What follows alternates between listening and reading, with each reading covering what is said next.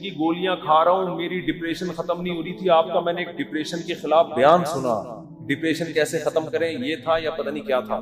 کہہ رہے میں حیران ہوں کہ میری ڈپریشن ختم ہو گئی, اور وہ تو کہہ رہے میں نفسیاتی ڈاکٹروں سے جا کے لڑ رہا ہوں کہ یار اس مولوی کے بیان سن کے میں ٹھیک ہو گیا, جو نہ ماہر نفسیات ہے نہ کوئی ڈپریشن پہ اس نے کورس کیے ہوئے, اور تمہارے گولیاں کھا کھا کے میں ٹھیک نہیں ہو رہا. تو میں نے اس سے کہا میرے بھائی یہ مولوی کا کمال بولو نہیں, ہم بھی جو خوش ہیں تو اسلام کا, ہم تو نہیں کہتے ہم سچی پکے مسلمان ہیں بھائی, ہم تو بہت ہی نالائق ہیں. ایک نسبت ہے اسلام کی طرف, وہ تسلیاں دیتا رہتا ہے ہم, وہ کیا کرتا رہتا ہے, وہ تسلیاں دیتا ہے بھائی سب سیٹ ہے, کوئی مسئلہ نہیں, ہو جائے گی صبر کرو, ٹھیک ہے نا. کیا مطلب, یعنی پریشانی دور ہو جائے گی, یہ مطلب آپ کچھ اور لے کے جا رہے ہیں, ویسے میں بھی وہی مراد ہے. اچھا خیر, اس کی ایک مثال دیتا ہوں میں, ایک مثال, اس سے آپ کو سمجھ میں آئے گی بات. کبھی کبھار نا مجھے جوش چڑھتا ہے تو میں فون اٹھا, اب بہت عرصے کے بعد میں نے فون سننا شروع کر دی ہے, لیکن پھر وہ بھی اس لیے کہ اتنی بھرمار ہو جاتی ہے نا کہ لوگوں کی ٹینشنیں سن کے آدمی بھی تھک جاتا ہے, پھر میں بند کر کے رکھ دیتا ہوں. ابھی میں بالکل موبائل لیس ہو گیا, میری زندگی سے موبائل نکل گیا, تو میں نے کہا بالکل میں ویسا ہو گیا ہوں جب نیا نیا موبائل ایجاد ہوا تھا, صحیح ہے نا. اب میں نے دوبارہ تھوڑا سا پھر ہونے لگا, پھر بند کر دوں گا. تو میں نے فون سنا تو کسی نے مجھے کال کر کے بتایا, ایک خاتون نے کہا کہ میرے ایک بچے اب بیمار پیدا ہوا معصوم, دوسرا بھی اب مجھے دوبارہ ولادت ہونے والی ہے, میں اتنی ٹینشن میں ہوں کہ تیسرا معذور بچہ پیدا ہو, اور ٹینشن سے میری حالت ایسی ہو گئی, میں گولیاں کھا رہی ہوں, یوں کر رہی ہوں, اور میں جناب وظیفے پڑھ رہی ہوں. اور پھر مجھے کہنے لگی میں نے رات کو اتنا لمبا وظیفہ پڑھ کے جب میں سوئی تو مجھے خواب آیا. میں نے کہا میں نے بہت سن لی, اب آپ خاموش ہیں. وہ کہنے لگی میں رات کو سوئی, میں نے یہ والا وظیفہ ہے, مجھے ایک عامل نے بتایا, بزرگ نے بتایا یہ ہوا ہوا ہے, تو میں نے یہ والا وظیفہ, میں خواب, تو جیسے ہی خواب پہ پہنچی میں نے کہا اسٹاپ, میں نے کہا مجھے خواب نہ سنائے, آپ خوابوں کی دنیا سے باہر. کہہ رہی مجھے کوئی وظیفہ بتا دیں. میں نے کہا میں آپ کو وظیفہ بالکل بھی نہیں بھائی, کیونکہ آپ کو یہ والا وظیفہ پڑھنے سے یہ والا خواب آ رہا ہے, دوسرے والے وظیفے سے دوسرا والا. جو آدمی پڑھا کے جب تھکاوٹ تو عجیب عجیب پھر خواب تو آتے ہیں. میں نے کہا محترمہ آپ کا علاج صرف ایک چیز ہے, آپ نے یہ کیوں فرض کر لیا کہ معذور بچہ مجھے کسی قیمت پہ نہیں چاہیے, یہ سوچ غلط ہے, آپ خدا سے لڑ رہی ہیں. سمجھ میں آ رہی ہے, اس دنیا میں آپ کی مرضی بولو نہیں, اس میں خدا کی چلے, خدا کی مرضی پہ راضی ہو جاؤ, دعا مانگو, کوئی وظیفے نہیں پڑھو, دماغ خراب, خواب آ رہے ہیں چھوڑ دیں ان کو, حقائق کی دنیا میں آؤ, دعا مانگو, اے اللہ مجھے نیک صالح اولاد دے, گڑ گڑاؤ اللہ کے ساتھ, اور اے اللہ مجھے صحت مند اولاد دے, مجھے آزمائش میں نہ ڈال, دعا گڑ گڑا کے مانگو, لیکن دل میں یہ رکھو میرا کام تھا مانگنا, ہوگا وہی جو اس کی بولو مرضی, اور جو ہوگا میرے حق میں بہتر, میرا خدا میرے ساتھ غلط. میں نے کہا یہ ذہنی طور پر تیار ہو جاؤ کہ تیسرا بھی معذور ہو سکتا ہے. یہ کیا میری تو زندگی ایسی. میں نے کہا بھائی یہ زندگی کے لیے ہم پیدا ہی نہیں ہوئے ہیں, اصل ہماری کیا ہے, وَإِنَّ الدَّارَ الْآخِرَةَ لَهِيَ الْحَيَوَانُ, قرآن کہہ رہے ہیں اصل آخرت ہے, یہ دنیا تو مسافر خانہ ہے, وہ لانڈی جا رہے ہو, لٹک کے سفر کر رہے ہو, جگہ نہیں مل رہی, فون کر رہا ہے, W11 میں لٹک کے جا رہا ہے نا, W11 لانڈی جاتی ہے, کہاں جا رہی ہے آج کل, ٹاور تو جاتی ہے, اس سے آگے نہیں جا رہی ہے, کیا فائدہ W11 ہم فضائل سن ایسا نباز سے آپ W11 میں بیٹھے, جگہ نہیں ملی, لٹک کے جا رہے ہیں آپ, گانوں کی آواز آپ کو کھڑکی سے ہوتی ہوئی آ رہی ہے. W11 میں تو لوگ گانے سننے کے لیے بیٹھتے ہیں, آپ کو مزہ ہی نہیں آ رہا, اور پھر پاؤں میں کھڑے ہوئے آپ, اب آپ ادھر فون کر رہے ہیں, ادھر فون کر رہے ہیں, مفتی صاحب کو وظیفہ بتا دیں, سیٹ مل جائے. میں کیا بولوں گا, ابے بھائی ٹاور اتر جائے گی گاڑی, صبر کر لے تھوڑا سا, جو بیٹھے ہوئے وہ بھی ٹاور پہ اتریں گے, تیرا باپ بھی ٹاور پہ اترے گا, تمیز سے اگر سمجھ میں نہیں آئے گی یہ بولوں گا نا, اتر جائے گا ٹاور پہ, صبر کر لے. وہ کہہ رہا نہیں, وہ اس کھڑکی میں جو بیٹھا ہوا اتنے مزے سے, وہ تو سب کچھ دیکھ رہا ہے بھائی, کھڑکی میں ہوا بھی آ رہی ہے, اس کو کرایہ میں نے بھی اتنا دیا, خدا کیا نا انصافی کر رہا ہے, اس کو کھڑکی ڈرائیور کے ساتھ بٹھا دیا اور مجھے لٹکا دیا. خدا کہے گا بھائی وہ جو وہاں بیٹھا ہوا ہے نا, تو پھر بھی 2 منٹ میں آرام سے اتر کے چلا جائے گا, وہ جو وہاں گھسا ہوا ہے اس کو نکلتے 2 دفعہ جیب کٹے گی اس کی. تو یہ ٹینشن برداشت کر لو, دنیا کیا ہے, مسافر خانہ ہے. تو میں نے کہا اس کے علاوہ, کیونکہ یہ ٹینشن ہی کوئی دوسری ٹینشن کھڑی ہو جائے گی. پھر میں نے اس خاتون سے کہا, میں نے کہا آپ کا معذور بچہ پیدا, اور وہ معذوری بھی ناقابل برداشت نہیں تھی, تو آپ یہ سوچ لو کہ دنیا میں بہت سے لوگ ایسے ہیں جو اس سے بھی زیادہ ٹینشنوں میں ہیں. میں نے کہا آپ کا شوہر اچھا ہے, آپ کو کھلا رہا ہے, پلا رہا ہے, سسرال سپورٹ کر رہا ہے, بچوں میں ایک فالٹ پیدا ہو رہا ہے, اس سے بھی بڑی بڑی ٹینشن ہے. ایسے ایسے میاں ملے ہوئے ہیں, مارتے ہیں, پیٹتے ہیں, زندگی عذاب بنائی ہوئی ہے, ان عورتوں سے پوچھو گے تو وہ کہیں گی اللہ اس شوہر سے جان چھڑا دے، بے شک معذور بچہ پیدا ہو جائے، اس ساس سے جان چھڑا دے۔ میں نے کہا ایسے بھی لوگ ہیں فٹ پاتھوں پہ پڑے ہوئے ہیں، ایسی عورتیں بھی ہیں، کھانے کو روٹی نہیں ہے، وہ کہہ رہے معذور بچہ پیدا ہو جائے مگر عزت کی چھت مل جائے۔ آپ کو عزت سے چھت ملی ہوئی ہے، سسرال میں عزت ملی ہوئی ہے، شوہر شریف ہے، شوہر کھلا رہا ہے پلا رہا ہے، ایک ٹینشن ہے۔ اور یہ ٹینشن بھی اللہ کیا کہہ رہا ہے؟ میں نے ان کو حدیث سنائی، من سخط فلہ الرضا، نبی نے فرمایا جب اللہ کسی مشکل میں ڈالے فلہ السخط، تو جو اللہ سے ناراض ہو گیا نا اللہ بھی اس سے ناراض، اور جو اللہ سے راضی رہا اللہ بھی اس سے راضی رہے گا، اللہ کی رضا ملے گی بھائی۔ ایک صحابیہ نبی کی خدمت میں آئی، عرض کیا یا رسول اللہ مجھے دورہ پڑتا ہے، کوئی مرگی کا یا کوئی آصف کا دورہ تھا، کیا تھا، میں جسم کے کپڑے پھاڑ دیتی ہوں، بالکل ایسے ہو جاتی ہوں اور میری طبیعت بہت خراب ہو جاتی ہے، آپ اللہ سے دعا کریں میری یہ بیماری ٹھیک ہو جائے۔ تو نبی نے کیا فرمایا؟ فرمایا ٹھیک ہے میں اللہ سے دعا کروں گا تمہاری بیماری ٹھیک ہو جائے گی، لیکن پھر جنت کی گارنٹی نہیں، پھر جنت کی گارنٹی نہیں ہے۔ عمل ہے، اچھا عمل ہوا تو جنت، میزان کا ترازو بھاری ہو گیا نہیں ہوا تو کیا جنت۔ لیکن اگر تم اس بیماری پہ صبر کرو اور اس اللہ کی تقدیر پہ راضی ہو جاؤ، جنت کی گارنٹی، کیونکہ اس صبر پہ جو تمہیں اجر ملے گا نا وہ اتنا بھاری ہوگا کہ اگر زندگی میں کچھ گناہ ہوئے بھی تو یہ نیکی ان گناہوں کو کیا کرے گی؟ کھا جائے، پھر جنت کی گارنٹی ہے۔ ان صحابیوں نے عرض کیا یا رسول اللہ جنت کی گارنٹی چاہیے، بے شک یہ بیماری ختم نہ ہو۔ بات آ رہی ہے سمجھ؟ اب اس خاتون کو ڈپریشن کیا ہو گئی، یعنی جو صحابیہ تھی ان کو ڈپریشن ختم، اسی بیماری کو گزارا کرا، اسی میں گزارا کرا، اسی میں گزارا۔ اور جب انسان صبر کی ٹھان لیتا ہے تو قرآن کہتا ہے کہ اللہ کی طرف سے تسلیاں ملتی ہیں، تھپکیاں ملتی رہتی ہیں، اللہ بھی اس کا ہاتھ تھامتے ہیں۔ جیسے قرآن میں آتا ہے وَرَبَطْنَا عَلَىٰ قَلْبِهَا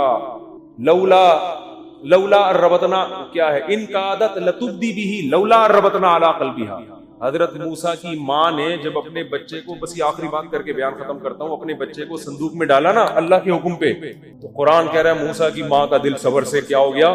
خالی۔ لیکن اللہ کا حکم تھا اس کو صندوق میں ڈالو، اب ماں کیسے ڈالے بھائی اپنے ہاتھ سے، اور وہ بھی دریا کے حوالے۔ اور قرآن کہہ رہا ہے وہ صندوق گیا کہاں؟ فرعون کے گھر میں۔ موسیٰ علیہ السلام کی ماں کو اطلاع دے دی ان کی بیٹی نے، وہ تو فرعون نے اٹھا لیا۔ قرآن کہہ رہا ہے کیونکہ اب اللہ کے حکم پر سب کچھ ہو رہا ہے، قرآن کہہ رہا ہے ہم نے موسیٰ کے ماں کا دل کو تھام لیا، رسیوں سے باندھ دیا، جو لفظی ترجمہ ہوگا باندھ دیا کہ یہ بے صبری نہ ہو جائے۔ ان کادت لتبدی بہ لولا الربطنا علی قلبہا، قرآن کہتا ہے موسیٰ کی ماں ایسی بے صبری ہوئی کہ قریب تھا کہ جا کے فرعون کو بتا دیتی کہ میرا بچہ ہے مجھے دے واپس، جذبات میں آ جاتی، لیکن قرآن کہہ رہا ہے ہم نے موسیٰ کی ماں کے دل کو تھام لیا۔ کیوں؟ اللہ کے حکم پر عمل کیا نا، تو کچھ موسیٰ کی ماں نے کیا، جو نہیں ہو پا رہا تھا وہ کس نے کر دیا؟ اللہ نے۔ تو آپ مشکلات میں جب صبر کی کوشش کرو گے، جتنی کوشش آپ کر سکتے ہو کرو، باقی کون ہمت دے دے گا؟ اللہ۔ ہم سب کو اللہ سے دعا مانگنی چاہیے، اللہ مشکلات سے بچا، ہم صبر کرنے والے لوگ نہیں ہیں، ہم تو نالائق ہیں، ہم اللہ سے خوشیاں مانگتے ہیں، عافیت مانگتے ہیں، لیکن اللہ نہ کرے کوئی مشکل آ گئی واویلا نہیں کرنا بھائی، یہی اسی میں بہتری ہے، اسی میں فائدہ ہوگا۔ تو میں نے اس خاتون سے کہا کہ اللہ کہتا ہے کہ اس ٹینشن میں صبر کرو تو کیا ہوگا؟ اللہ راضی ہو جائے، اس کا بہت اجر دے گا۔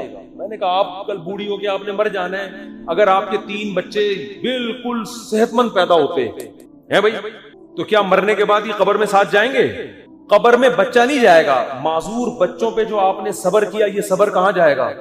قبر میں ساتھ جائے۔ صحت مند بچے ہوں، صبر کا موقع نہیں مل رہا تو بچے تھوڑی جائیں گے قبر میں ساتھ، لیکن معذور بچے ہوں، آپ نے صبر کیا تو وہ صبر قبر میں آپ کے ساتھ جائے گا۔ تو پھر انہوں نے ایک اور سوال کیا جو میں آپ لوگوں کو بتانا چاہتا ہوں۔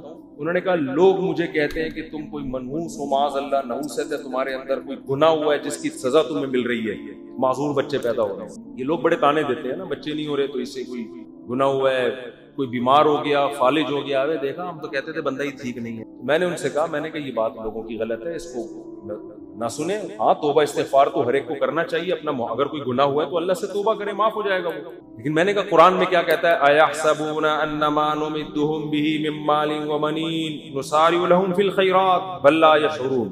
نبی کے مقابلے میں جو بڑے بڑے کفار سردار تھے نا، جو نبی کی ایک نہیں مانتے تھے، ان کو قرآن نے کہا کہ کیا یہ سمجھتے ہیں کہ ہم نے جو ان کو مال اور کثرت سے صحت مند بیٹے دیے تو کیا ہم ان سے خوش ہیں؟ فرمایا نہ ہم اس سے خوش نہیں ہیں، ان کو پتہ نہیں ہے ہم ان کو دنیا میں نوازنا چاہتے ہیں تاکہ آخرت میں ان کا ہمارے پاس کوئی حصہ نہ رہے. اور نبی کو وہ تانا دیتے تھے کہ تم آپ کا بیٹا نہیں ہے بھائی. نبی کو تانا دیتے تھے آپ کا بیٹا نہیں ہے کوئی, اور خود 10 11 بیٹے لے کے گھومتے تھے. میں نے کہا اگر یہ بیٹے کثرت سے ہونا اور صحت مند ہونا اس کی دلیل ہے کہ اللہ خوش ہے, اس کا مطلب اللہ ابو جہل سے بہت زیادہ خوش تھا. صحیح ہے نا. عتبہ ابن ولید سے اللہ بہت زیادہ خوش تھا. یہ خوشی کی دلیل نہیں. اس کا مطلب اللہ ہمارے سابق صدر تو ولی اللہ تھے. پھر ہمارے سابق صدر 5 سال کامیاب حکومت کر کے گئے ہیں جو نہ ایوب خان کر سکا, اور نہ کوئی اور تاریخ میں کوئی ہمارا سیاستدان جو اتنی محنت کے بعد اوپر تک پہنچا وہ بھی نہیں کر سکا. 5 سال کامیاب ہوئے تو کیا اس کی علامت ہے کہ اللہ کے ولی ہیں؟ وہ ہے نہیں ہے تو اللہ ہی بہتر جانے, لیکن یہ اس کی علامت نہیں ہے. بہرحال تو بھائی یہ آزمائش ہے, صبر کرنا ہے. تو یہ تو اسلام ہی بتا رہے. اسلام کے علاوہ نفسیاتی ڈاکٹروں کے پاس تو اس کے علاج ہے. اگر کوئی اچھا ڈاکٹر ہوگا تو وہ بھی قرآن و سنت ہی کا حوالہ دے گا. دماغی بیماری ہے بھائی, گولیوں سے تھوڑی بہت کور ہو جائے گی. بچھڑا ہوئے محبوب کا غم گولیوں سے ہلکا ہو جائے گا. ہلکا ایک آدمی کی شادی نہیں ہوئی جہاں وہ چاہ رہا تھا, وہ بھاگ گئی, ڈاکٹر ٹینشن کی گولیاں دے کے سلا دے گا. وہ جب اٹھے گا تھوڑے دن تک سیٹ رہے گا, اس کے بعد پھر یاد آئے گی. گولی کو کیا پتا کہ اس کے ساتھ اصل مسئلہ ہے کیا, گولی کو کیا پتا اس کے ساتھ اصل مسئلہ, گولی کو تھوڑی پتا. وہ ٹینشن کی گولی تو سلا دے گی, تھوڑے کیمیکل اوپر نیچے کر دے گی, اس سے تھوڑا سا ریلیکس ہو جائیں گے آپ. پھر جب خیال آئے گا یار وہ پھر آئے گی تو پھر وہ ڈاکٹر پھر سلا دے گا, آپ کو ٹیکا لگا دے. ڈاکٹر بیچارہ وہ اپنی لحاظ سے صحیح کر رہا ہے. وہ کہہ رہا ہے میرے پاس تو یہ آپشن ہے, میری جب بھاگی تھی تو میں نے بھی یہی کیا تھا. یہی ہے, یہ حل نہیں ہے. دماغ میں ٹینشن سے جو بیماری پیدا ہوئی ہے تو اس کا علاج کیا ہے بھائی؟ ٹینشن سے تو نکلو. پہلے آپ کو اچار کھانے سے گلا خراب ہوا تو اب گلا ٹھیک جب تک نہیں ہوگا جب تک پہلے اچار کھانا چھوڑو گے. وہ کھا رہے ہو آپ اور پھر غرارے بھی کر رہے ہو, گلا تو عجیب کنفیوز ہو جائے گا, یار ہو کیا رہا ہے میرے ساتھ. تو اس ٹینشن سے تو یہی حل ہے. اب یا تو ٹینشن کا حل یہ کہ وہ بھاگی بھی واپس لے آؤ, وہ ڈاکٹر کے بس میں ہوتا نہیں, یا اس کے ابا مان جائیں وہ کسی کے بس میں نہیں ہوتا. تو پھر یہی ہے بھائی, دنیا مسافر خانہ ہے گئی. تو ویسے بھی بڈھے ہو جانے تھے, بڈھوں کو دیکھ لیا کرو جو ان کے پرانے جو بوڑھے ہو چکے ہیں نا, وہ لیلا مجنو کو سوچ لیا کرو. لیلا کس قبر میں سو رہی ہے اور مجنو کس قبر میں سو رہا ہے. اب کوئی آپس میں ریلیشن ہے؟ کوئی پتھر سے نہ مارے میرے دیوانے کو, بم کا زمانہ ہے اڑا دو سالے کو, کوئی ہے ایسا ریلیشن آپس میں؟ کچھ بھی نہیں ہے, سب فینش. ڈپریشن کا علاج تو اسلام کے علاوہ کسی کے پاس آخرت ہے. اسی آخرت کے تصور نے حضرت جابر بن عبداللہ تھے یا معاذ بن جبل تھے, موت کے وقت آنسو نکال دیے ان کی آنکھوں سے. لوگوں نے کہا مر رہے ہیں اس لیے دنیا سے جانے کا غم میں, فرمایا نہیں نہیں نہیں نہیں نہیں, دنیا میں جو اللہ کے لیے ٹینشنیں اٹھاتا تھا ان ٹینشنوں کے ختم ہونے کا غم ہے. دیکھو ٹینشن میں آدمی خودکشی کرتا ہے اور خوش ہوتا ہے ٹینشنیں ختم. صحابی موت کے وقت غم زدہ ہے کہ ٹینشنیں ختم ہو رہی ہیں. عجیب بات ہے کہ نہیں ہے؟ کیوں؟ وہ تو کہہ رہے ہیں اب تو بدلے کا وقت ہے, اب تو جنت ہے. وہ ٹینشن ہے جو اللہ کے لیے وہ جنت میں تو ملیں گی. کسی نے پوچھا کیا ٹینشن؟ کہا کہ شدید گرمی میں روزے رکھتا تھا, بھوک پیاس اللہ کے لیے برداشت کرتا تھا. اس بھوک اور پیاس کی ٹینشن میں جو ایک سکون ملتا تھا کہ میرا رب مجھے دیکھ رہا ہے. افطاری میں جب آپ شدید بھوکے پیاسے ہوتے ہیں, مجھے تو بڑا اچھا لگتا ہے جب گرمیوں کے روزے, تو کم گرمیاں ہو گئی, بچپن میں جو ہم چھوٹے تھے نا اس کو گرمیوں کے روزے تھے بہت شدید. اب تو اے سی آ گئے گھروں میں, سہولتیں ہو گئی, اس وقت بہت کم ہوتی تھی. ہم تو چھوٹے بہت کم عمری میں ہم نے روزے شروع کر دیے تھے. ہمیں یاد ہے اس وقت شدید گرمی میں کراچی کی جون کے روزے ہم اسکول میں رکھ کے آتے تھے تو نا شدید پیاس سے ڈھال ہوتے تھے. 1 یا 2 بجے کا ٹائم ہوتا تھا, پھر ہم نکل جاتے تھے محلے میں. تھڑے نہیں ہوتے, پیپل کا درخت تھا, اس کے نیچے ایک تھڑا تھا, 2-4 درخت تھے, وہاں تھڑے پہ سارے روزے دار آ کے لیٹے, کوئی یوں پڑا ہوا ہے کوئی یوں پڑا ہوا. ہماری مسجد کے امام صاحب آ کے لیٹ جاتے تھے, لڑکوں سے بولتے جا ٹھنڈا پانی لے کر آ میرے سر پہ ڈال. تو لڑکے مسجد کے امام کی خدمت کر رہے ہوتے, ان کے سروں پہ ٹھنڈے پانی کچھ جو بچ گیا وہ اپنے تولیے گیلے کر کے. اتنی پیاس لگتی تھی. پیدل اسکول بھی ہمارا بہت دور تھا, پیدل جا رہے ہیں پیدل آ رہے ہیں. اب پڑے میں کوئی کام نہیں ہو رہا. ان اللہ کو یہ ادا پسند نہیں آئے گی کہ یار یہ آخرت پہ صرف زبان سے یقین نہیں رکھتے, اپنے عمل سے بتا رہے ہیں کہ ہم آخرت کو مان. پھر ہم نہانے جاتے تھے نا, ہمیں اندازہ ہوتا کتنا ٹھنڈا پانی اوپر گرتا تھا, ایک قطرہ حلق میں نہیں نگل رہے. حالانکہ اب نکل لیں گے تو کوئی دیکھنے والا نہیں. لیکن نہیں بھائی، بتایا بتا ابا نے اماں نے بھائی بہت لوگوں کو اپریشیٹ کرنے کے لیے، میرا خیال ہے ٹھیک کام ہے. اور میں پہلے بتا دوں کہ ہماری زندگی میں بہت ساری عیوب بھی ہوں گے یقیناً، تو وہ میں نہیں بتاؤں گا اور بتانے بھی نہیں چاہیے. تو اس لیے یہ نہ سمجھے کہ بہت ہی کوئی ٹائم نہیں ہوتا. نالج میں اضافہ ہو جائے گا، معلومات بڑھ جائیں گی. تو آج سے عزم کریں. دیکھو نماز کی ابتدا فرض سے ہوتی ہے. نبی صلی اللہ علیہ وسلم نے فرمایا کہ انسان جتنا اللہ کے قریب اس عبادت سے ہوتا ہے جو اللہ نے فرض کی ہے، اتنا تقرب کسی اور چیز سے حاصل نہیں کر سکتا. حضرت عمر نے دیکھا کہ ایک صحابی کے بارے میں پوچھا، فجر میں نہیں تھے. کسی نے کہا کہ وہ ساری رات عبادت کرتے رہے، آنکھ لگ گئی تھی. تو حضرت عمر نے فرمایا کہ ساری رات سوتے رہتے اور فجر کی نماز جماعت سے پڑھ لیتے، یہ زیادہ محبوب ہے اللہ کو اس بات سے کہ ساری رات عبادت کریں. کیوں؟ ساری رات عبادت فرض نہیں تھی. فجر کی نماز جماعت سے پڑھنا کیا ہے؟ وہ فرض ہے. تو فرائض کے بعد پھر نوافل ہیں، اور نوافل کی کثرت نبی صلی اللہ علیہ وسلم نے فرمایا کہ انسان کثرت سے عبادت کرتا ہے اپنے ضروری کاموں سے کو نمٹا کے. فرمایا کہ اتنی عبادت کرتا ہے کہ یہاں تک اللہ تعالیٰ فرماتے ہیں میرا ایسا محبوب بن جاتا ہے کہ میں اس کی آنکھ بن جاتا ہوں جس سے وہ دیکھتا ہے، میں اس کے کان بن جاتا ہوں جس سے وہ سنتا ہے، میں اس کے ہاتھ بن جاتا ہوں جس سے وہ پکڑتا ہے، میں اس کے پاؤں بن جاتا ہوں جس سے وہ چلتا ہے. یعنی یہ مبالغہ ہے. کیا مطلب؟ کوئی کام اس کا پھر میری مرضی کے خلاف نہیں ہوتا. ایسی اللہ کی محبت اسے ملتی ہے. تو بھائی عمل کے لیے صرف علم کافی نہیں ہے، اللہ سے تعلق ضروری ہے. اور یہ خوب اچھی طرح سمجھ لیں، یہ جو آج ڈپریشن، اسٹریس، ٹینشن، یہ سب چیزیں ہیں نا، یہ مسئلے گولیوں سے حل ہونے والے نہیں ہیں، یہ نفسیاتی ڈاکٹروں سے حل ہونے والے نہیں ہیں. اس کا قرآن میں اللہ نے ایک ہی علاج بتایا، فرمایا الا بذکر اللہ تطمئن القلوب. اللہ کا لفظ دیکھو، اللہ کا مطلب خبردار. دیکھو قرآن اگر ایک اعلان کر رہا ہے تو اس کے پیچھے خبردار کا لفظ لگانے کی ضرورت نہیں، بس اللہ کی طرف سے اناؤنسمنٹ کافی ہے. وہ اتنی اناؤنسمنٹ بذکر اللہ تطمئن القلوب کہ اللہ کے ذکر سے لوگوں کو دلوں کو سکون ملتا ہے. یہ اللہ کی طرف سے اتنا کہہ دینا کافی تھا یا نہیں تھا کہ اللہ کو یاد کرنے سے دلوں کو سکون ملتا ہے؟ کافی تھا نا اتنا. لیکن اللہ نے کیا فرمایا؟ الا سنو. یہ اس لیے کہ تمہیں دنیا میں ہر شخص یہ بتا رہا ہوگا، کوئی کہہ رہا ہوگا شراب میں سکون ہے، کوئی کہہ رہا ہوگا نائٹ کلب میں سکون ہے، کوئی کہہ رہا ہوگا لڑکیوں سے دوستیوں میں سکون ہے، کوئی کہہ رہا ہوگا کہ چرس پینے میں سکون ہے، کوئی کہہ رہا ہوگا کہ جی گرم گرم کڑک دودھ پتی پینے میں سکون ہے، کوئی کہہ رہا ہوگا کہ جی چرس میں سکون ملے گا تمہیں، کوئی کہہ رہا ہوگا زنا میں سکون ملے گا، کوئی کہہ رہا ہے ڈپریشن کی گولیاں کھانے میں سکون ہے، کوئی کہہ رہا ہے کہ نفسیاتی ڈاکٹر سے یا سائیکیٹرک سے علاج میں سکون ہے. اللہ فرماتے ہیں الا سنو، میں بتا رہا ہوں یہ سب غلط باتیں کر رہے ہیں. حقیقت میں تمہیں سکون صرف اللہ کو یاد کرنے میں ملے گا، اس کے علاوہ کسی چیز میں نہیں ملے گا. آپ کہہ سکتے ہو یار ہم تو ذکر کر کے ٹرائی کر کے دیکھ لیا، ہمیں کوئی سکون نہیں ملا. جو سکون سٹا لگانے میں ملتا ہے وہ ہمیں ذکر کرنے میں نہیں ملتا. ایک چرسی کو آپ بولو کہ تو چرس چھوڑ، لا الہ الا اللہ کی 100 دفعہ تسبیح پڑھ لے، تجھے سکون ملے گا. وہ کہے گا میں نے تو پڑھ کے دیکھ لیا، مجھے تو مل نہیں رہا. چھٹا لاؤ، بڑا مزہ آئے گا. نہیں آ رہی بات سمجھ میں؟ جبکہ قرآن کیا کہہ رہے ہیں؟ یہ غلط ہے. قرآن کہہ رہے خبردار یہ سب غلط باتیں کر رہے ہیں. اللہ اگر تو صحیح کہہ رہا ہے تو چرسی کو تو چرس میں جو سکون ملتا ہے وہ تسبیح پڑھنے میں نہیں ملتا.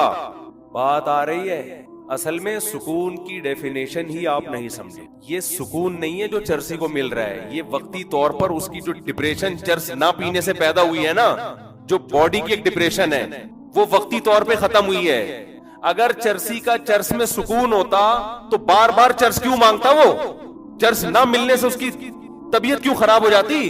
جو موسیقی کے اور گانے سننے کے رسیالے ہیں ان کا سکون اگر دیکھو دنیا میں زیادہ تر ڈپریشن کے مریض گلوکار بنتے ہیں، یہ تحقیق ہے. زیادہ تر ڈپریشن کے مریض جو میوزیشن ہوتے ہیں نا وہ بنتے ہیں، خودکشیاں کر لیتے ہیں. اچھا مجھے بتاؤ چرس میں زیادہ سکون ہے یا ہیروئن میں؟ مجھے یہ بتاؤ. ہیروئن میں زیادہ سکون ہے، ایسا ہی ہے نا؟ ابے چرس کا چھوڑنا آسان ہے، ہیروئن کو چھوڑنا مشکل، کیونکہ اس میں جو مزہ ہے وہ چرس میں نہیں ہے. لیکن آپ کو پتا ہے ہیروئن جی کا انجام کیا ہوتا ہے؟ اگر سکون میں ہوتا تو ترقی کرتا، پھلتا پھولتا، صحت اچھی ہوتی، ہنسی خوشی زندگی گزارتا. جو جتنا زیادہ مزے کی لائف گزار رہا ہے نا مصنوعی طریقے سے، وہ اتنا ڈپریشن کا مریض. سمجھتے ہو؟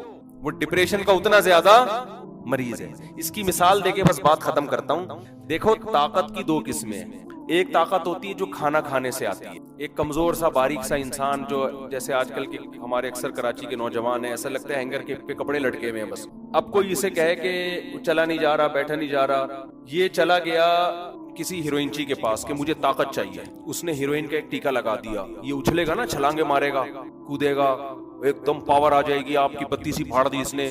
کیا مطلب, کیا طاقت آ گئی ہے اس میں؟ بولتے کیوں نہیں بھائی, یہ طاقت نہیں, یہ وقتی ہے, ایک وقتی اس بلڈ کے سرکولیشن کو ایک چیز نے تیز کر دیا. اور یہ چلا گیا کسی ڈاکٹر حکیم کے پاس, حکیم صاحب میں چاہتا ہوں میرے جسم میں طاقت آ جائے. تو حکیم اس کو ڈائٹ پلان لکھ کے دے رہا ہے کہ جم جاؤ, تنکے کے دونوں طرف بٹن لگاؤ, روزانہ اٹھایا کرو. تھوڑے دنوں بعد وہ قمیض کے بٹن ہٹا کے شیروانی کے بٹن لگا دو, پھر ہوتے ہوتے وہ 2 بٹن, اس کے بعد پھر 1-1 کلو کا ویٹ, پھر ایک دن آئے گا ایسے ویٹ اٹھاؤ گے. اور اس دوران یہ پلان, اتنے انڈے کھانے, اتنی روٹیاں کھانی ہے. اب وہ کہہ رہا ہے یار اس دن چرسی نے ٹیکا لگایا تھا, میں زبردست طاقت آ گئی تھی میری باڈی میں. اور یہ جو ڈاکٹر صاحب بتا رہے ہیں آج میں جم گیا تو جانے کے بعد بجائے طاقت آنے کے میں تو بالکل ہی پڑ گیا زمین. 2 دن تو مجھ سے بستر پہ, میں نے تو پینوڈل کھائی ہے بھائی. اور یہ جو اس نے مرغے شرغے بولے تھے وہ میں نے کھائے, میرا تو پیٹ خراب ہو گیا.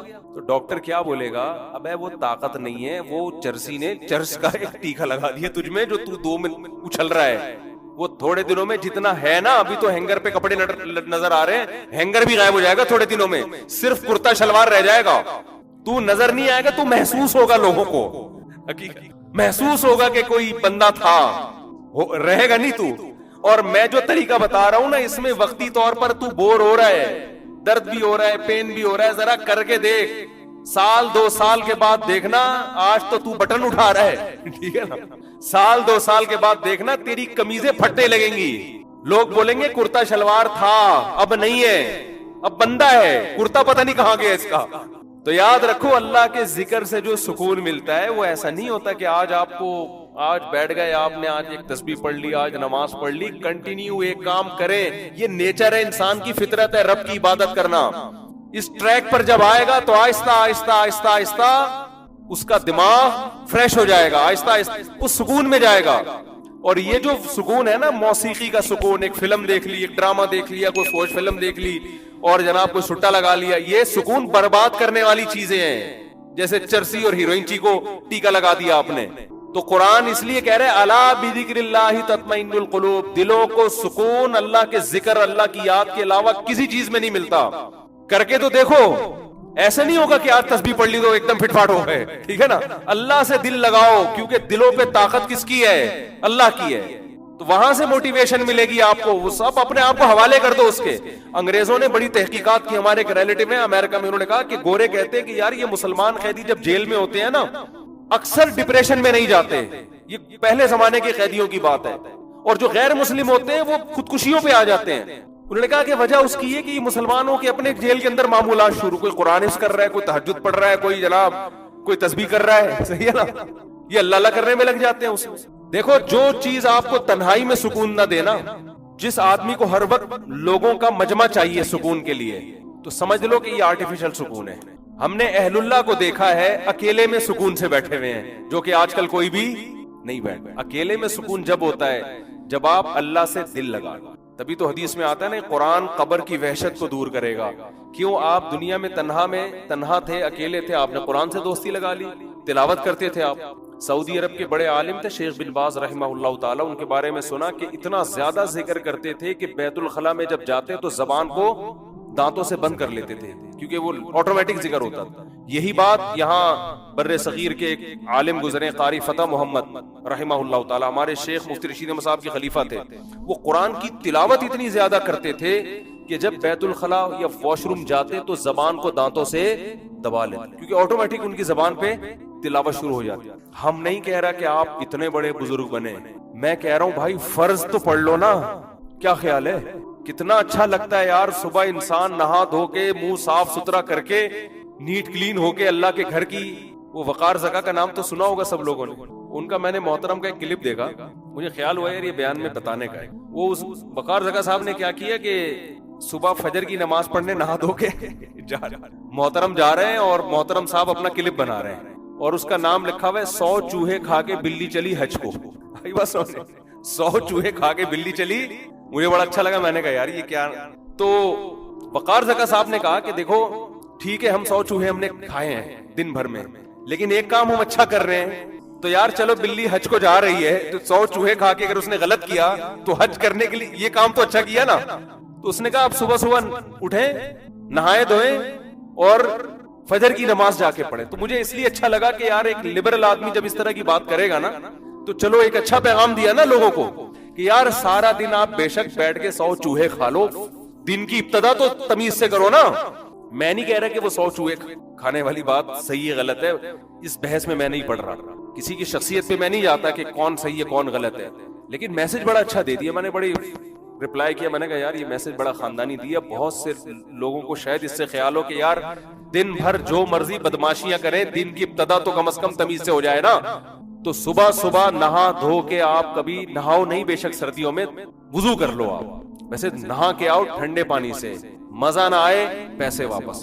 سردیوں میں کراچی کی سردی قابل برداشت ہوتی ہے, صبح آپ ٹھنڈے پانی سے نہاؤ, پہلا مگا کاکڑ دن نہ کرے گا, اس کے بعد بالکل ٹائٹ ہو جائے گا حساب. یا شاور جب کھولو گے تو پہلی جو چھینٹیں پڑیں گی وہ ایک دم ڈرن کر کے آپ ہلو گے, وائبریشن ہوگی, ری سٹارٹ ہو جاؤ گے, آپ بڑا ٹائٹ ہو جائے گا کام, بس ختم کر رہا ہوں. تو جب نہا دھو کے آپ آؤ تو آپ دیکھو کیسا سکون ملتا ہے انسان کو. ہماری عبادت جو اسلام نے رکھی ہے نا اس میں طہارت رکھ دی ہے, اس طہارت سے اس عبادت کا مزہ دگنا ہو گیا ہے. اگر اسلام میں یہ وضو نہ ہوتا یا اسلام میں نماز کے لیے استنجا نہ ہوتا اور مسواک نہ ہوتی, دانت صاف کرنے نہ ہوتے, تو پھر نماز کا آدھا مزہ تو خراب ہو جائے. وضو میں تکلیف ہوتی ہے انسان کو, لیکن یہ وضو انسان کو فریش کر دیتی ہے. پھر پاک کپڑے پہن کے آنے کا حکم ہے, اگر ناپاکی کے ساتھ اجازت ہوتی نماز کی روحانیت ختم ہو جاتی. کتنا اچھا لگتا ہے فجر کی نماز میں, اور جو فجر میں آ گیا اس کا مطلب باقی ساری نمازیں پڑھ لے گا. ارادہ کریں میرے بھائی کچھ اللہ کا کو یاد کرنے کی, اور ارادے ابتدا کس سے کرنی ہے, فرض نماز سے. اور جرمانہ رکھیں اپنے اوپر. ابھی جتنے لوگ بیٹھے ہوئے ہیں عزم کریں کہ جس کی کل فجر کی جماعت گئی اس کا ناشتہ گیا. ناشتہ اسی دن کرنا ہے جس دن فجر کی نماز جماعت سے پڑھنی. جب تک سزا نہیں دیں گے اپنے آپ کو, انسان کو موٹیویشن نہیں ملتی. انسان کا بچہ بولو نہیں. دوستی لگانا یہ چیزیں آپ کی ٹینشن میں اضافہ کریں گی, کمی نہیں کریں گی, حقیقت ہے یہ. تو یہ چرس پی رہا ہے, چرسیوں میں اٹھ رہا بیٹھ رہا ہے, چرس پینے سے ٹینشن بڑھتی ہے, کم نہیں ہوتی. جب نہیں ملے گی تو پاگل ہوگا نا. تو وہ کام, ایسے کام کرنا جس سے آپ غریب آدمی ہو لیکن رہنا اپنے مالداروں کے علاقے میں شروع کر دیا, اس سے ٹینشن بڑھے گی, احساس کمتری کا شکار ہو جاؤ گے. یار اس کے پاس بھی گاڑی, یار اس کے پاس کرولا, میرے پاس رکشا, خام خواہ. تو آپ کو چاہیے تھا کہ جب آپ رکشا ہے تو ایسے علاقے میں جاؤ جہاں سب کے پاس کیا ہے, رکشا ہے. دکان پکوڑوں کی ہے اور سوچیں کروڑوں کی. یہ خام خواہ میں لوگ ٹینشن میں آئے ہوئے ہیں. میں نے ڈیفنس کے لوگوں کو بھی ٹینشن میں دیکھا ہے, 1000 گز کا بنگلہ ہے, کروڑوں روپے کما رہے ہیں مگر ٹینشن میں. یہ میں ہوائی باتیں نہیں کر رہا, لوگ آتے ہیں کیوں ٹینشن میں کہ پڑوسی کے پاس اس سے بھی زیادہ ہے. تو یہ ٹینشنیں قدرت کی طرف سے نہیں ہے, یہ آپ کی اپنی پالی ہوئی ہیں. تو نبی حدیث میں نبی صلی اللہ علیہ وسلم نے فرمایا دنیا میں ہمیشہ اپنے سے کمتر کو دیکھو. یار میرے پاس رکشا ہے اور فلاں آدمی قسطوں پہ بھی رکشا خریدنے کی صلاحیت نہیں رکھتا. سڑکوں پہ فٹ پاتھوں پہ پڑے ہوئے ہیں. 3-4 دن پہلے صدر گیا میں تو دیکھا فٹ پاتھ پہ لوگ پڑے ہوئے ہیں. میں نے کہا یار یہ بھی لوگ ہیں, نہ گھر ہے نہ بال بچے. ایک کنوارے کا فون آیا, ایسے جیسے وہ نہیں ہوتی, کیا بولوں میں, ایسے طنز کر رہا تھا, کہہ رہے یار کوئی رشتہ ہی نہیں دیتا, اور یہ زندگی کوئی زندگی ہے. تو میں نے سوچا, میں نے کہا دیکھو وہ جو صدر میں فٹ پاتھ پہ پڑے ہوئے ہیں نا ان کو کوئی دے گا رشتہ. میں نے کہا تمہیں ابا نے گھر میں رکھا ہوا ہے, روٹی پانی پنکھا سب مل رہا ہے, دعا کرتے ہیں اللہ کوئی انتظام کر دے. نہیں کر رہے تو ان لوگوں کو دیکھو جن کو روٹی پانی بھی نہیں مل. تو اپنے سے کمتر کو دیکھا جائے دنیا کے معاملے میں, اس سے آپ احساس کمتری کا شکار نہیں ہوں گے. تو ٹینشن ختم کرنے کی ایک بہت بڑی ذریعہ یہ ہے کہ اگر پھر بھی کوئی مصیبت آ گئی تو تقدیر کا سوچا جائے کہ جو چیز مقدر میں ہے وہ ٹل نہیں سکتی. اور دنیا مسافر خانہ ہے, یہاں اگر ٹینشن ہے تو وہ بھی عارضی, یہاں کی خوشی بھی عارضی. ایک آدمی کے بچے بچھڑ گئے, طلاق ہوئی میاں بیوی میں, بیوی بچوں کو لے گئے فرار. اب وہ میرے پاس آیا, ایسے بیچارہ, ظاہر ہے بچے تو یاد آتے ہیں, ایسے اس کی حالت خراب, سٹریس, تو میں نے کہا کیس کرو عدالت میں. کہہ رہے عدالت میں کیس سے کوئی فائدہ نہیں ہے, نہیں ملیں گے بچے. بہت میں نے حل بتائے, یہ کر لو, تمام حل ناکام. میں نے کہا پھر یوں کرو. کیا کرو؟ مٹی ڈال. میں نے کہا ڈاکٹر عافیہ صدیقہ کا سوچو, وہ عورت ہے, جیل میں ہے, اپنے بچوں سے دور ہے, مزید اولاد بھی نہیں ہو سکتے اس کے. تو میں نے کہا تمہارا اگر تمہیں جیل میں ڈال دیا جائے نا ابھی, تو تم کہو گے چلو بچے نہ ملے لیکن جیل سے تو باہر آؤں, یہی سوچو گے نا. اس کا سوچو کہ وہ ایک عورت ذات ہے, کئی سالوں سے جیل کے اندر پڑی ہوئی ہے, اور عورت کے لیے بچوں سے جدائی وہ بہت زیادہ مشکل ہے, مرد تو برداشت کر لیتا ہے. تو میں نے کہا اب جو چیز بس میں نہیں ہے اس پہ غم کرنا فضول, مٹی ڈالو ایسے اور شادی کرو اور مزید نئے بچے پیدا کرو. جب ادھر دوسری اولاد آئے گی تو ادھر سے ذہن آپ کا ہٹ جائے گا. کہتے ہیں لوگ تانے دیں گے, بچوں کو بھول گیا. میں نے کہا لوگوں کے پاس فالتو ٹائم بہت ہے, ٹھیک ہے نا, وہ تانے دیتے رہیں گے, لوگوں کے تانوں کی پرواہ مت. جب ایک چیز آپ کے بس میں نہیں ہے تو اس پہ سوچنا کیسا. یہ بھی ایک بہت بڑا نسخہ ہے سکون کا, کہ جو چیز آپ کے اختیار میں نہیں ہے اس کے بارے میں سوچنا بند کر دو. دیکھو نوح علیہ الصلوۃ والسلام اپنے بیٹے کی ساری زندگی تربیت کرتے رہے مگر وہ کافر نکلا. آخری وقت میں نوح علیہ السلام کو اپنے بیٹے پر کتنا پیار آیا کہ میری کشتی میں سوار ہو جا. بیٹا کہتا ہے سآوی الی جبل یعصمنی من الماء, میں پہاڑ پہ چڑھ جاؤں گا جو مجھے پانی سے بچا لے گا. پیغمبر کو اپنی اولاد سے بہت محبت ہوتی ہے, بہت زیادہ, جیسے یعقوب علیہ السلام کو تھی نا اپنے بیٹے سے. کتنا درد ہوگا اس وقت نوح علیہ السلام کے دل میں, کیسے تڑپ رہے ہوں گے. لیکن بیٹا باز نہ آیا. وحال بینہم الموج فکان من المغرقین, ایک موج آئی اور اس کو غرق کر دیا. نوح علیہ السلام نے اللہ سے دعا مانگی, ان ابنی من اہلی, اے اللہ میرا بیٹا میرے اہل و عیال میں سے ہے, تو نے تو وعدہ کیا تھا تو میرے اہل و عیال کا خیال کرے گا. اللہ نے کیا فرمایا, انہ لیس من اہلک, یہ تیرے اہل میں سے نہیں ہے, اس کا عمل ٹھیک نہیں ہے. فلا تسألنی ما لیس لک بہ علم, دوبارہ یہ سوال مجھ سے مت کرنا. اب یہ نہیں کہ نوح علیہ السلام بیٹھ گئے یار یہ کیا ہو گیا یار, اب سوچیں یہ تو بڑھ گئے. بس نوح علیہ السلام نے فوراً استغفار کیا, اعوذ بک ان اسألک ما لیس لی بہ علم, اے اللہ میں تجھ سے پناہ مانگتا ہوں ایسی چیز کی, میں تجھ سے ایسا سوال کروں جس کی دلیل میرے پاس نہیں. بس بھول گئے. اب یہ تھوڑی کہ روتے رہیں بیٹھ کے, بھئی جو چیز بس میں نہیں ہے چھوڑ دو. تو ہم بہت ساری چیزوں کی ٹینشن لیتے ہیں جو ہمارے اختیار میں نہیں. پیٹرول مہنگا ہو رہا ہے, بیٹھ کے خام میں پریشان ہے. بھائی تم سے پوچھ کے تھوڑی مہنگا ہوا ہے, غم کرنے سے اگر وہ سستا ہو جائے تو رو. میرے پاس تھی Kawasaki G T O, Kawasaki G T O 125, آپ کو پتا ہے کیا بائک تھی وہ, ہم نے بھی بڑے شوق پالے ہیں ایک زمانے میں. میں اس میں پیٹرول ٹھیک ٹھاک ڈلتا تھا. اب جب پیٹرول مہنگا ہوتا تو سب سے زیادہ متاثر میں ہوتا تھا اس سے, 50 والوں کو کچھ نہیں ہوتا تھا. تو میں ایک دفعہ پیٹرول پمپ گیا, میں نے پیٹرول ڈلوایا اس میں, تو اس نے کہا وہ 5 روپے پر لیٹر بڑھ گیا ہے. مجھے بڑا غصہ آیا. میں نے ساتھ والے سے کہا, میں نے کہا یار یہ کیا مذاق ہے یار, ہر تھوڑے دن کے بعد 5 روپے بڑھ رہا ہے, تو آپ کو غصہ نہیں آیا؟ اس نے کہا صرف میرے لیے تھوڑی بڑھ رہا ہے, پوری قوم کے لیے بڑھ رہا ہے نا. تو مجھے اس کی بات بڑی اچھی لگی. اس نے کہا میرے اکیلے کے لیے بڑھے تو مجھے غصہ ہے, سب کے لیے بڑھ رہا ہے تو چلو ٹھیک ہے. اس دن کے بعد سے اب تک پیٹرول بڑھنے پر مجھے غصہ نہیں آیا. میں یہی کہتا ہوں یار مجھے ٹینشن لینے سے کیا ملے گا, 100 روپے لیٹر بڑھ جائے, زیادہ سے زیادہ یہ ہوگا, بہت زیادہ بڑھے گا تو گاڑی بیچ دو.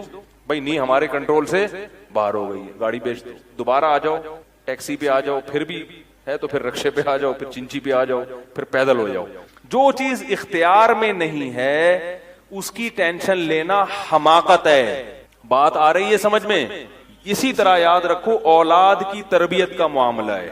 ہمارے ہاں جو لوگ نئے نئے دیندار بنتے ہیں یا پرانے بھی, وہ چاہتے ہیں میرا گھر 100% خلفائے راشدین جیسا بن جائے, جبکہ بیگم پہ کنٹرول نہیں ہوتا, وہ الگ سمت میں جا رہی ہوتی ہے. اب آپ نے ڈنڈا چلانا شروع کر دیا, بچے باغی ہونا شروع, وہ بجائے دین پہ آنے کے ابا کو مکھنچو سمجھنا شروع کر دیتے ہیں اور بغاوت پھیلتی ہے. تو بھائی آپ اعتدال سے تربیت کی کوشش کرو, ہو گئی ٹھیک ہے, نہیں ہوئی ہم سے نہیں سوال ہوگا, ہم جو کر سکتے تھے ہم نے کر لیا. تو ہم نے نا بہت ساری چیزیں, یہ ہو رہا ہے معاشرے میں غلط, یہ ہو رہا ہے, وہ والے وہ جماعت کیوں آ گئی, وہ جماعت کیوں آ گئی, وہ فلاں فرقہ کیوں بڑھ رہا ہے, یہ والے کی کم ہو رہے ہیں, وہ زور سے آمین کیوں کہہ رہے ہیں, وہ آہستہ آمین کیوں کہہ رہے ہیں, ٹھیک ہے نا, وہ رفع الیدین کیوں کر رہا ہے, وہ رفع الیدین کیوں نہیں کر رہا. میرا ایک اصول ہے, میں جب کسی ٹاپک پر بیان کرتا ہوں تو مجھے جب بھی کوئی ایسے اختلافی مسائل پر بیان ہوتا ہے نا, تو اکثر لوگوں کے پھر واٹس ایپ پہ میسج آنا شروع ہوتے ہیں, آپ نے جو یہ بیان کیا اس میں یہ والی بات, حالانکہ اس بات کا جواب اس میں موجود ہوتا ہے. تو میں پھر مزید جواب نہیں دیتا, میں کہتا ہوں پورا بیان سنیں. وہ پھر جواب بھیجتے ہیں کہ ہم نے پورا بیان سنا ہے. میں کہتا ہوں دوبارہ سنیں. کہتے ہیں سنا تو ہے, مجھے جواب نہیں ملا, جبکہ مجھے پتا ہوتا ہے جواب اس میں ہے. میں کہتا ہوں پھر تیسری بار دوبارہ, کیونکہ اس سے زیادہ کہ ہم مکلف نہیں. اب یہی تھوڑی کہ ایک ہی چیز کو لے کے پھر وہی سوال وہی جواب وہی سوال وہی جواب. پبلک کے پاس تو ٹائم ہے, وہ تو کرتے رہیں گے اور آپ کی صلاحیتیں بیکار ضائع ہوتی رہیں گی. بھائی ہم نے ایک ٹاپک پر بات کی, پورا کور کیا اس کو, مجھے اچھی طرح معلوم ہے آپ کے ان تمام سوالات کا جواب اس میں موجود ہے. اب بار بار سوال کرو گے تو ہم نئے سرے سے جواب دے کے ٹائم ضائع. یہ ٹینشن ہے خام خواہ کی کیوں پالیں؟ ٹینشن پتہ ہے کیا ہوتی ہے؟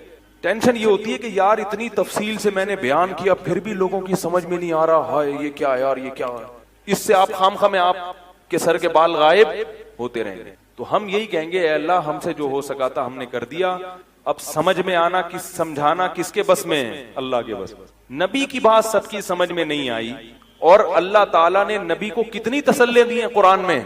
نبی کو بار بار کہا کہ آپ جو سمجھا رہے ہیں پھر بھی یہ نہیں سمجھ رہے تو ٹینشن نہ لیں.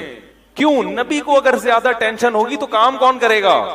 قرآن میں سینکڑوں آیتیں ہیں جو صرف تسلی پر مبنی ہیں, جن میں نبی کو کیا دی جا رہی ہے؟ تسلی. لعلک باخع نفسک علی آثارہم, کہیں ایسا نہ ہو کہ ان کی ہدایت کے پیچھے آپ کی جان ہی ہلاک ہو جائے, یعنی غم سے. کیونکہ نبی صلی اللہ علیہ وسلم حیران ہوتے تھے کہ ان کو میں نے معجزے بھی دکھا دیے, اور میں نے بتایا کہ یہ بت ہیں جن جو نہ سن سکتے ہیں, نہ دیکھ سکتے ہیں, نہ بول سکتے ہیں, ہر طرح سے سمجھا دیا. ٹھیک ہے, اور میری 40 سالہ زندگی بھی انہوں نے دیکھی کہ زندگی میں کبھی میں نے جھوٹ نہیں بولا, امین اور صادق مشہور ہوں. اور یہ پیغمبروں کا انتظار بھی کر رہے تھے کہ ایک نبی آنے والا ہے. سب چیزیں ہو گئیں پھر بھی نہیں مان رہے, تو ٹینشن تو ہوتی ہے نا. تو قرآن نبی کو کیا کہہ رہا ہے کہ مزید ٹینشن لیں؟ نہ نہ قرآن ٹینشن کیا کر رہا ہے؟ کام. نہ ٹینشن نہ لیں, ٹینشن نہ لیں. ما انت علیہم بمسیطر, آپ ان پر نگہبان نہیں ہیں, داروغہ نہیں ہیں, گن پوائنٹ پہ نہیں لائیں گے آپ کسی کو, آپ سے سوال نہیں ہوگا. آپ بلغ ما ارسل الیک من ربک, انزل الیک من ربک, آپ کا کام ہے پہنچانا. یہاں تک کہ اپنے سگے چچا ایمان نہیں لے کر آ رہے, جنہوں نے آپ کو پالا بچپن سے. چلو وہ تو دشمن تھے, وہ ایمان نہ لائیں تو انسان صبر کرتا ہے, یہ تو دشمن ہے. اپنے سگے چچا جنہوں نے بچپن میں پالا, کفالت کی آپ کی, 3 سال رسول اللہ صلی اللہ علیہ وسلم کا بائیکاٹ کیا ہے قریش نے, کھانا پینا بند کر دیا. شعب ابی طالب کی گھاٹی میں بند کر دیا بنی ہاشم کو کہ ان کا 3 سال تک کوئی لنک نہیں ہوگا ان سے, تاکہ یہ رجوع کریں اپنے دین سے. ابو طالب بھی آپ صلی اللہ علیہ وسلم کے ساتھ اس گھاٹی میں بند ہوئے, ایمان نہیں لائے مگر اپنے بھتیجے کا ساتھ دیا. اتنے اچھے چچا لیکن ایمان نہیں لائے. کیسا نبی کا دل کڑتا ہوگا کہ نہیں ہوگا؟ موت کے وقت آ کے نبی نے کہا کہ ایک دفعہ کلمہ پڑھ لیں تاکہ قیامت کے دن آپ کی بخشش کر سکوں, سفارش کر سکوں, آپ کی اللہ سے بخشش کی دعا کر سکوں. کیسا دل مچلتا ہوگا نا. ابو طالب کو خیال آیا کلمہ پڑھنے کا. قریش کے جو سردار تھے انہوں نے ابو طالب کو دیکھنا شروع کر دیا کہ کلمہ, کتنا غصہ آیا ہوگا نبی کو ان سرداروں پہ کہ میرا چچا جس نے میری اتنی کفالت کی, مجھ سے اتنی محبت کی, آج وہ میرے سامنے جہنم کی آگ میں داخل ہو رہا ہے اور یہ کمبخت کھڑے ہوئے اس کو ورغلا رہے ہیں. ابو طالب نے چند اشعار گئے کہ اگر مجھے یہ ڈر نہ ہوتا کہ عرب کہیں گے کہ ساری زندگی اسلام نہیں لایا, موت کے وقت موت کے ڈر سے باپ دادا کا دین چھوڑ دیا, یہ ڈر نہ ہوتا تو آئے محمد آج میں تیری آنکھیں کلمہ پڑھ کے ٹھنڈی کر دیتا. لیکن اس کو انہوں نے غیرت کا مسئلہ بنا لیا کہ میں مروں گا تو سردار کہیں گے کہ یہ ایک زبان والا نہیں ہے. زبان تبدیل کر لی انہوں نے, کرنا تھا تو پہلے ایمان لاتا نا, اب کیوں؟ اور وَلَقَدْ عَلِمْتُ بِأَنَّ دِينَ مُحَمَّدٍ مِّن خَيْرِ أَدْيَانِ الْبَرِيَّةِ كُلِّهَا, مجھے یقین ہے کہ محمد جو میرا بھتیجا دین لے کر آیا ہے تمام دنیا کے دینوں میں سب سے افضل ہے. لولا الحذار لولا الملامت او حذار مسبت, اگر ملامت کا خوف یا لوگوں کے برے بھلے کہنے کا خوف نہ ہوتا تو آج میں اپنے بھتیجے کی آنکھیں ٹھنڈی کر دیتا. کیسا دل کوڑا ہوگا میرے بھائی, کیسا, جس کو جہنم کی آگ کا یقین ہے اور ان کو معلوم ہے کہ میرا چچا جہنم کی آگ میں داخل ہونے والا ہے, کیسا تڑپ رہے ہوں گے. اور ابو طالب کی آنکھیں بند ہو گئیں. نبی صلی اللہ علیہ وسلم اتنے غم زدہ ہوئے, اللہ نے پھر کیا دی؟ تسلی کی آیتیں کہ ٹینشن نہ لو. یہ میں آپ کو کیوں واقعات سنا رہا ہوں کہ جب اتنے بڑے بڑے غم کے واقعات میں اللہ ٹینشن لینے کو پسند نہیں کر رہے, تو ہماری چھوٹی چھوٹی, اس کی پکوڑے کی دکان چل گئی, میری دکان بند ہو گئی, اس کو سواری مل گئی ہے بھائی رکشے میں, مجھے سواری نہیں ملی, ان چیزوں میں ٹینشن لینے کا کیا مطلب؟ بہت مشکل ہے یار, کیا کریں. ہماری ٹینشن یہی ہوتی ہے نا یار, سیٹنگ وہاں چل رہی تھی, ابا نے رشتہ وہاں طے کر دیا. یہ کوئی ٹینشن کی چیز ہے؟ ٹینشن تو وہ ہے جو نبی کو ہوئی تھی, یہی ٹینشن ہے آج کل. تو نبی کو کس قدر غم ہوا ہوگا, غیرت بھی ہے نبی میں, حیا بھی ہے, محبت بھی ہے, لیکن اللہ کیا کہہ رہے ہیں؟ ٹینشن نہ لیں. کیوں؟ وہی اصول جو میں نے آپ کو بیان کیا کہ جو چیز اختیار میں نہیں ہے اس پر ٹینشن نہیں لیں. انک لا تہدی, یہ آیتیں نازل ہوئی, من احببتا ولکن اللہ یہدی من یشاء. اے محمد, جس سے آپ محبت کرتے ہیں اس کو ہدایت دینے کے مالک نہیں ہیں. محبت الگ چیز ہے, ہدایت ہمارے ہاتھ میں ہے, آپ کے ہاتھ میں نہیں ہے. اب اگر نبی اسی غم کو لے کے بیٹھے رہتے تو کہاں سے دعوت اور تبلیغ کا کام ہوتا؟ آپ صلی اللہ علیہ وسلم سے حضرت عائشہ نے پوچھا کہ ابو طالب جو اتنی خدمت کرتا تھا آپ کی, کرتے تھے, اور اتنا کچھ انہوں نے کیا, تو کیا یہ نیکیاں قیامت کے دن کام آئیں گی؟ آپ نے فرمایا ہاں. کتنا کام آئیں گی کہ جہنم کے نچلے طبقے سے اللہ اٹھا کے اوپر والے طبقے میں لے آئے گا, اور پاؤں میں صرف آگ ہوگی مگر اس سے دماغ ایسے کھولے گا جیسے ہانڈی. ابو طالب پورے جہنم کی آگ میں نہیں ہوں گے, صرف ان کے پاؤں جہنم کی آگ میں ہیں. اس سے پتہ چلتا ہے کافر کی نیکیاں کام تو آتی ہیں مگر عذاب کم کرنے میں, عذاب ختم کرنے میں نہیں. بھی ہم دیکھتے ہیں کہ دنیا میں بہت کچھ غلط ہو رہا ہے, دلائل کے انبار لگا دو پھر بھی لوگ نہیں مانتے, اور فرقواریت, ایک دوسرے پہ تان و تشنی, گھریلو حالات میں گڑبڑ. تو اس میں اگر آپ ٹینشن لینا شروع کر دو گے تو پھر سوائے ڈپریشن کی گولیوں کی ایک نئی ٹینشن لگ جائے گی. جس دن گولی نہیں کھائی اس دن عجیب سا ہو گیا. ڈپریشن کا مریض کو جس دن گولی نہ ملے وہ خود گولی کی طرح بن جاتا ہے, وہ پھر کئی لوگوں کو گولیاں کھانی پڑتی ہیں اس سے بات چیت کے بعد. تو اس لیے میرے بھائی دو چیزیں یاد رہیں گی, ایک نیند اور دوسرا ٹینشن. جتنا ہو سکے, پھر بھی اللہ کی طرف سے ہوتی ہے, ایسا نہیں ہے کہ ناممکن ہے 100% ختم ہو جائے, یہ تو ممکن نہیں ہے, لیکن بہت سی چیزیں خود مسلط کی ہوئی ہیں. رہا مسئلہ نیند کا, اب یہ ٹاپک پورا چینج ہو گیا تو میں مکمل ہی کر دوں. نیند کا مطلب یہ نہیں ہے کہ پوستیوں کی طرح پڑے رہو کہ بھئی مفتی صاحب نے بیان کیا کہ سونا بہت ضروری, سو رہے ہیں, اٹھ ہی نہیں رہے, سمجھ رہے ہو؟ یہ مطلب نہیں. جیسے کھانا اس وقت فائدے مند دے گا جب بھوک لگ رہی ہے, اور اتنا کھانا فائدے مند دے گا جتنی بھوک ہے. زیادہ کھاؤ گے تو طاقت اور توانائی نہیں آئے گی, پھٹو گے. جیسے کہ لوگ پھٹ رہے ہیں, فلاں ایک دھماکے کے ساتھ پھٹ گئے, خبریں آتی رہتی ہیں, بیٹھے بیٹھے پھٹ گئے, رگیں پھٹ رہی ہیں نا. تو نیند کا مطلب یہ ہے کہ گہری نیند حاصل کی جائے, چاہے وہ تھوڑی دیر کی. سمجھ رہے ہو؟ اب اس پہ باقاعدہ ٹائم لینڈر والے نا ایک سلیپ مینجمنٹ کرواتے ہیں, وہ میں نے کی بھی ہے سلیپ مینجمنٹ کی, اگرچہ میرا بھی اس پر پورا عمل ہے نہیں, لیکن بہرحال کی بھی ہے وہ میں نے. تو سلیپ مینجمنٹ ایک وہ کر لیں تو اچھا ہے ٹائم لینڈر والوں کے پاس جا کے. ورنہ اس کا خلاصہ یہ ہے کہ آپ رات کو جلدی سوئیں اور صبح جلدی اٹھیں. سمجھ رہے ہو؟ رات کی جو تھوڑی نیند ہے وہ دن کی زیادہ نیند سے بہتر ہے. ایک کام تو یہ. دوسرا, دن میں لازمی سوئیں. یہ جو صبح سے لے کے رات تک کا وقت ہے یہ بہت لمبا ہوتا ہے, لوگ اس دوران سوتے نہیں ہیں, اس لیے ہر وقت تھکے تھکے سے رہتے ہیں. ابھی دیکھو میں کتنا فریش لگ رہا ہوں, آپ کو بھی نہیں لگ رہا کیونکہ میں دوپہر کو سویا ہوں. دوپہر کو آپ اگر سو جاؤ, آپ رات 12, 1, 2, 3 بجے تک فریش رہو گے, فٹ فاٹ, ایسا دماغ سیٹ رہے گا آپ کا. تو قیلولہ جو ہے نبی صلی اللہ علیہ وسلم نے فرمایا قیلوا فإن الشیطان لا تقیل, قیلولہ کرو, شیطان قیلولہ نہیں کرتا.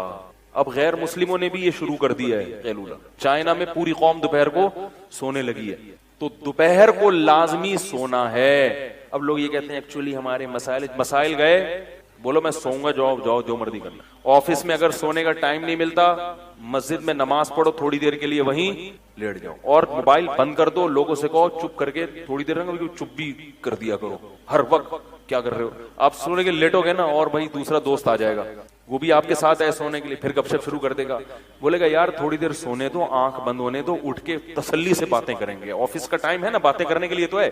مسئلہ یہ ہوتا ہے کہ سونے کے لیے لیٹتے ہیں تو باتیں کر رہے ہیں, تو بھائی باتیں, موبائل بند, شیطان کہے گا کوئی ایمرجنسی